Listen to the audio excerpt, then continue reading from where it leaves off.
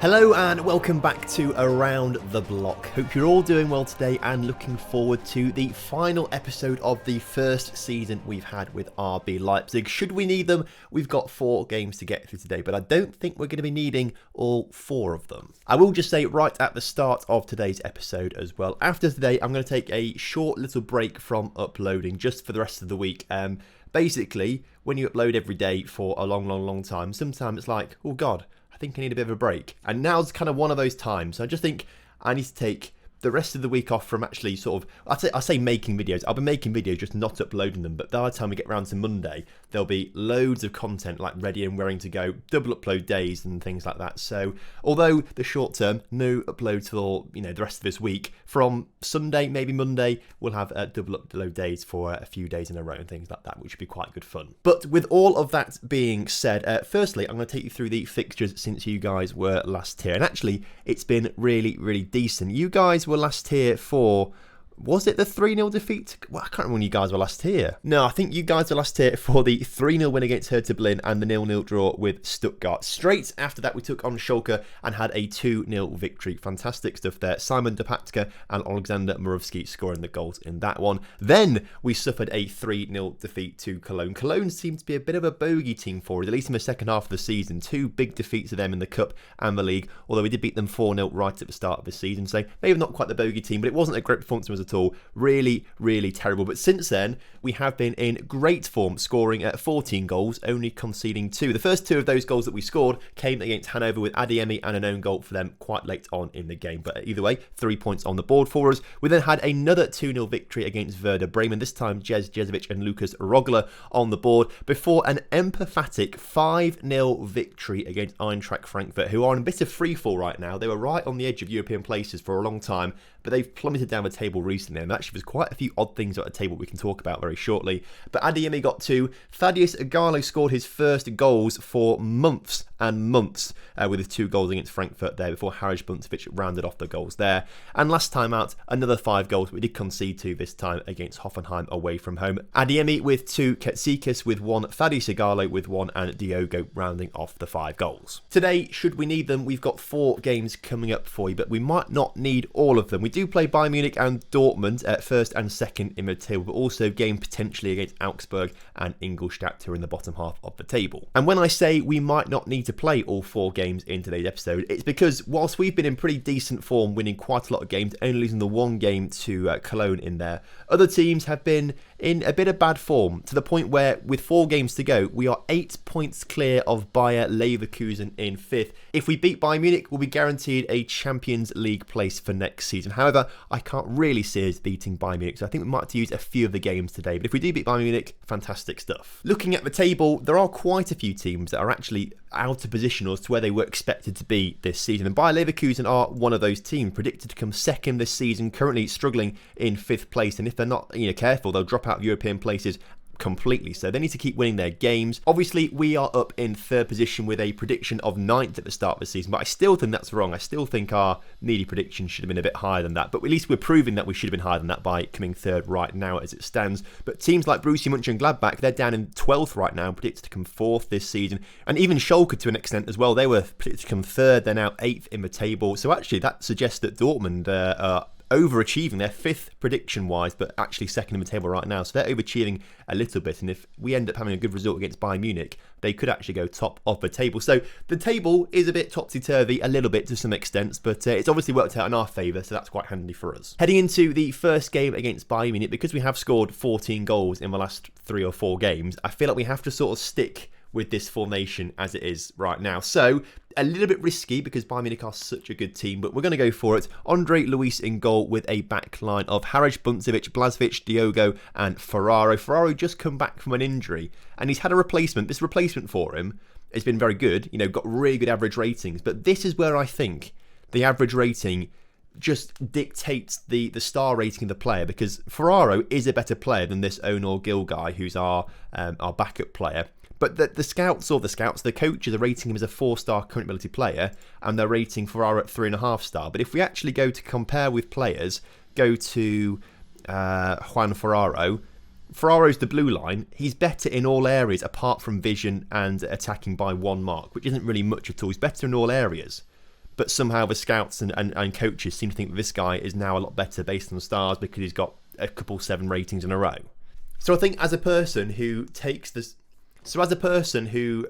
relies on the stars more than others, I should say, I think this really is proof that actually I need to sort of get away from the stars a little bit. Starting in the midfield is Murovski and Dorble, both very, very good players. Jezovic and Adeyemi start on the wings. Makula is through the middle with Rogler just in front of him. Thaddeus Igalo obviously has been scoring goals but has taken a knock in training midweek, so I think it's just best to rest him for this game and hopefully Rogler will score some goals. So kickoff is upon us here today against Bayern Munich. We can already maybe begin to start talking about next season. If I'm honest with you, given where we are on the table right now, I can't really see us dropping outside of these Champions League places. Yes, we've got games against Bayern Munich and Dortmund, but we should be beating Ingolstadt and Augsburg as well to give us the points that we need to qualify for next season's Champions League. And that's where we need to really get in some good quality players at a relatively cheap price. And I've already started doing it, actually. I've actually already made 4 signings for next season. I spent £60 million on 4 players, so that's £50 million a piece, roughly.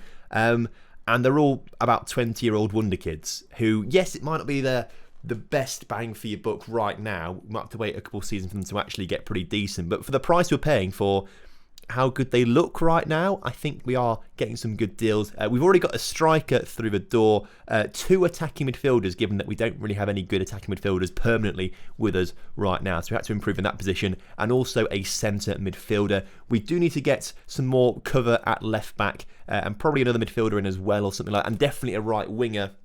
So there's definitely things to think about for next season, but of course we've got to start balancing cost to performance sort of thing. We need to get some good players in that are going to do a good job, but also be able to play week in, week out Champions League and in the actual Bundesliga as well. I think what I just said was a load of rubbish as well. That didn't quite make sense, did it? Basically, we need to get in a good amount of players to have a decent amount of squad depth. That's what I'm trying to say. That can perform both in the Bundesliga and Champions League and not compromise too much. Like we could easily get the best player or one of the best players in the world in, but that would take up all our budget. We've got to get a good group of players in who are, good enough to qualify for the Champions League and the Bundesliga. Not quite win it yet, maybe. As we've just scored a great goal there. Lucas Rogler with his 8th of the season. Fantastic stuff. And with that, we have gone 1-0 up against Bayern Munich as well. I said if we win this game, we'll be 12. We're currently 8 points clear. Win this game, we will be 11 points clear with only 3 games to go. So at that stage, it's pretty decent. Unless, of course, actually, now I think about it,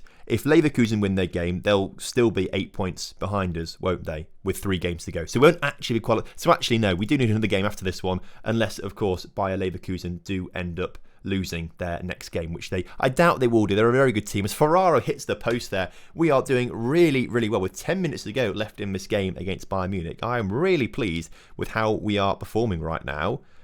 I mean, and this is what we mean. We need to have performances like this constantly where, we're not expected to beat Bayern Munich, but on our day, we can beat them. But we also need to have in our squad depth another team that can basically go and play in the Champions League as well, do well in the Champions League. We want to have a big enough squad to compete on multiple fronts. That's what I should have said in the first sentence, rather than the whole convoluted thing it's been through this whole game. As we've ended up winning it 1-0, I should have just said we need enough squad depth with good enough quality to compete on multiple levels. Either way though, that's a fantastic victory. Very, very pleased with that one. You'll see that no assistant manager yet. Shitty Gel still hasn't come into the club yet. I'm trying to get him back. Contract, are you interested yet, lad? Still not interested. We'll get him back at some point, I promise you. What I have heard, actually, is that he's left the club to start a new Formula 1 team in the F1 2020 game. Shitty Gel Grand Prix is what I've heard it's called. Potentially that could be something on the channel next week, maybe. Potentially. That's just what he's told me. In our little chat, it's what he's told me. Anyway, fantastic victory there. Apparently we have to pay Nuremberg £1.5 million for Rogler because he's now scored 10 league goals, which is maybe fair enough. He's a very good player. He's done really well this season, actually, coming in, scoring 8 goals in 22 appearances, 11 starts, 11 off the bench. It's not that bad, is it? In the meantime, Bayer Leverkusen are taking on Eintracht Frankfurt. They've got to win. If they don't, we qualify for the Champions League for next season. So Frankfurt, please do us a favour. And they have done somehow. It says right here, Leipzig have qualified for the Champions League. What was the result? Let's have a look at this then. Bundesliga, a 1-1. Excellent stuff. We've qualified for the Champions League for next season, which is absolutely fantastic. Board set the initial budget, and the initial budget, what's it going to be? £3.7 million per week and £92 million to spend. Not quite as much as the £161 million we were given last time, but I'll tell you what, we'll take that, because that doesn't include... that better not include the transfers that we've just made. Because you can see, £66 million we're spending on these 4 players here. We've got a striker. This guy can play attacking midfielder, actually, but he's the centre midfielder coming in. This guy is an attacking midfielder, as is this guy. I'm pretty sure that doesn't count, though, because we had about £66 million actually left to spend. I bought these players, and it did say we only had about £600,000 left in the transfer budget. So I don't think those players go... Well, I hope not, because then that leaves us only what, £30 million, and that's not enough to what I want to do. Saying that, we can convert a whole heap of wage budget into transfer budget should we need to. And of course, we can look to sell players as well. So I think what we'll do for the rest of this episode, we'll do the Augsburg game as well, because, you know, why? We'll do the Augsburg game to sort of round off the season. But I know we did do Ingolstadt and Borussia Dortmund in earlier episodes this season. So now we've qualified for the Champions League. There's not an awful lot more to play for. I'll do his off camera, and we'll come back obviously on Monday now, or Sunday potentially, for next season. But it's just a good time to have a little break for me personally. But also in quite a nice little way as well. If I'm having a break over the next, for the rest of the week, I should say, it does mean I can go through pre-season really, really slowly and really, really dig out and try and unearth some really, really good players for us for next season. Questions do need to be asked, though, of some players. All right, these 3 players, Adeyemi, Katsikas and Omoregic, I feel like we need to get rid of them because they're earning a lot of money. And in the case of Katsikas and Omoregic, Katsikas does play games, but not as much as what he, you know, if he's on £130,000 a week, he should play more games than that. So I feel like he needs to go. I feel like Omoregic needs to go, particularly now that we've got better players in Diogo and Blažević, who are on, you know, lesser contracts as well. But the thing with Adeyemi is he doesn't quite fit the bill of the youngster that I like in my teams, but he has been the top scorer this season, playing on the right wing for a vast majority of the season, not playing a striker as a right winger. So despite him earning £185,000 and getting an average rating of a 7.19, 10 goals, 2 assists, he's probably worth keeping, really. But I do want to be trying to get a world-class right winger in for next season. That's what I want to do, a world-class right winger. And if we get a world-class right winger in, it means he's not going to play, and then we've got £185,000 a week worth of player sitting on the bench most of the season. And I don't like that.